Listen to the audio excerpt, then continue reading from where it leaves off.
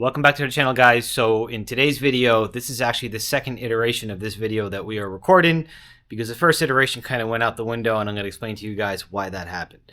So over here we have an E90 335 with the infamous N54. It is a 2007. This vehicle came in here already single turbo with some plans to upgrade all the parts that were in the vehicle. So go to a larger turbo, aluminum valve cover, upgrade the PCV system, some odds and ends, and do some lightweight maintenance work. Now, while we were doing, I guess you can call it an initial teardown, we came across some additional stuff that we had to tend to.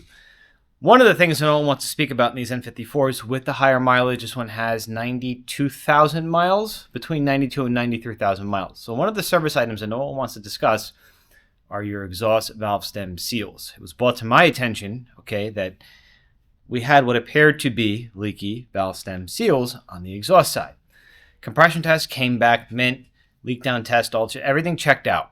Now, exhaust valve stem leaks require cylinder head off. All right, now there's two ways to do that job. You can either fill your cylinder with compressed air, which will allow that valve to stay up in the head and not drop into your actual combustion chamber cylinder. Valve stays up, and with these special tools you're actually able to release your valve spring, remove everything, replace your valve stem seal, all while keeping the cylinder head in the car. However, with higher mileage, we wouldn't be able to inspect our clearances on our valve guides, and a lot of mechanics out there are simply just swapping seals and not looking into the valve guides, because if we have an issue with any of these valve guides, we might as well replace it. So we formulated a plan to remove the cylinder head while keeping the engine in the vehicle, as you can see here, and simply, I guess you can call it a stage one head. Okay, we're going to refresh the head, brand new intake and exhaust valves, new intake and exhaust valve stem seals, new valve guides, basically clean it, deck it, replace all these components, and then get the cylinder head back onto the engine with the brand spanking new head gasket and upgrade the head studs at the same time. That didn't work out.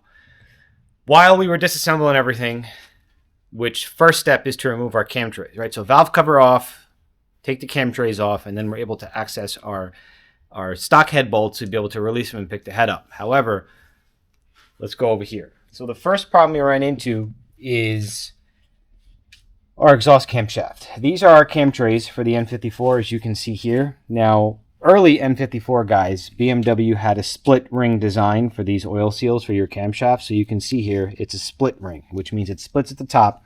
They updated this to a complete seal, so it's not a split ring design, and it's a Teflon seal. All right, these are called your Erector rings. Now these rings sit right over here. There's two per camshaft, one here and another seal here, as you can see. And look, right there we have that split ring design. What happens with the split ring design? Over time, it's going to gouge into your cam tray over here, and you're going to have massive problems. Not necessarily a complete engine failure. Over time, if left unattended, you will have a big deal, but usually oil supply issue to your camshafts. Now, intake cam was good. Very minor scoring. It wasn't anything that was end of the world. However, when we removed our exhaust camshaft, we were met with this over here. So maybe tough to see in this video, guys, but we have some pretty severe pitting on the lobes on our exhaust camshaft, and it's pretty much on every single lobe with the exception of cylinder 1. So 2, 3 is okay actually, but 4, 5, and 6 are all pitted. Now, this pitting occurs due to a number of reasons, and unfortunately, as much as I want to tell you in this video the exact reason as to why that occurred, there's way too many variables included, up to fuel leaks, coolant leaks, moisture, that could have caused that pit in the exhaust camshaft. Anyway, still not the end of the world at this point. We decided we're going to go ahead and upgrade to Schrick cams in addition to everything else we had going on and just call it a day. However, we went ahead, and I'll try to get some footage in here of us removing the cylinder head, but we popped the head off, trying to stick to the plan, laid the cylinder head right on the table over here, which we'll get to later in this video, and we were met with some unfortunate news. Let me grab my light so I can try to show you guys. Again, it might not be the easiest to see on this shot, but over here we have our block, we have our head gasket. Okay, I'm going to leave the head gasket in for now. If we come over here to cylinder number 4, okay, and I'll do my best to maybe be rolling a clean shot, high resolution picture for you guys. But over here on our actual liner, we have a very deep gouge. Now when I say very, I mean, listen, this is minuscule, but this gouge is something that we could not just leave and slap the head back on. I don't know what this failure is. I don't have exact numbers for you guys yet because I haven't, as you can see, the block is still in the car, and the only way to properly measure that would be to remove the block from the vehicle and take our measurements. So I don't know if we have an issue with maybe a piston ring. We're going to find out though. What I did find interesting is while we were working on removing the cylinder head, I noticed there was very fine metal material that was in the oil, and that I was able to ascertain was from that exhaust camshaft. However, this, we don't know exactly what the cause of failure is. Remember, guys, you always want to verify your customer concern. In this particular situation, we didn't have a concern related to stem seal leaks and or any sort of damage to our liners, which most won't know. There won't be a customer concern. Hey, let's check the condition of my liners. No one comes in saying that. But you'll want to verify your customer concern, and then you want to actually verify and validate what that COF. COF is going to be your cause of failure.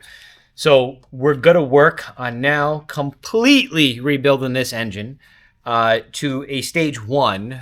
We're looking at someone who's going to want about 750 horsepower. So we're going to go with stage 1. Unfortunately, due to the damage that we have here, we cannot run stock bore pistons. We're going to have to first, again, verify that we can, in fact, simply just bore this out to an 84.5. There's a very small possibility, based on the math that we find when we pull this block out and tear it down, that we actually might have to sleeve it. But we won't know until we pull it out. 99% likely we're going to go ahead and just simply bore it out to an 84.5. We're going to utilize mainly on the pistons, mainly on the rods, and then the typical bearing refresh as far as mains, your connecting rods, timing chains, guide rails, crankcase screws, bed plate bolts, the list goes on. There's way more to it. It gets involved when you're building an engine. So yeah, pretty much this plan that we originally had to simply just pull the head out, refresh it, get new valve stem seals, upgrade the camshafts, that got thrown out the window, and this turned into an engine out. And I know you guys have a lot of questions as to what happened, what is the exact reason that we have this damage on our liner. And unfortunately, you're going to have to stay tuned for part 2. So now what we're going to do is I'm going to head over to our workbench over here where we currently have the cylinder head being disassembled, and I'll at least get into better detail as far as the cylinder head goes. And then part 2 coming up soon where we have this torn down, and then subsequent videos. We'll probably make this into a 4-part video as far as us tearing down the engine, measuring, blueprinting, getting over to the machine shop, and then reassembling and getting the engine back in the car. Okay, so over here with our cylinder head, and I'm going to pass off the video to Elise, and she'll explain to you what we have going on. All right, so just made a little bit of a mess here. So I've removed a couple of the valves already. As you can see, I have one in my hand. Basically, when we do this, we like to make sure it's organized. It's just out of a habit, and we bag and tag everything. So basically, the position that I took this valve out of, we just write the number of it. So this was 3. And then basically, I take the valve with the spring that came out of the same position with the retainer. It's stuck up right now, as you can see, and I put it like this. Put it on with the valve stem seal. But if you also come take a look over here, I'm working on the exhaust side right now. This is the intake side. It's completely removed and disassembled. As you can see, it's quite sludgy, but I'm just gonna show you guys what I use. I use this valve spring compressor, and then I compress it, take out the keepers, which I keep in a little bag right here, or collets. I choose to call them keepers. And then basically you remove the keepers, you compress the spring. To take out the keepers, you take the spring and the retainer out, and then you're going to use your handy dandy valve stem seal removal tool, and you put it in. Why don't you remove that spring first? Let's show how this tool works, because in the order of events, first you have to remove the valve before you get to your valve stem seal. Sure. I can show you. So I go like this. I adjust the tool. And then, yep, thanks for putting weight on it. You press down, you hear the snap. You take a handy dandy magnet, take out 2 of the keepers because there's 2 on each valve. And then, like I said, you would remove the spring retainer, and then I'm just going to show you how you would remove the seal now. So like I said, you're going to use your valve stem seal removal tool, get in there, squeeze, and then pull up. And then, like I said, you're just going to assemble them. Well, I like to assemble them back together in the way they came out, and then I bag and tag them. And I'm going to do the rest of the valves, and then we're going to get this over to the machine shop to get cleaned and decked, and then back for reassembly.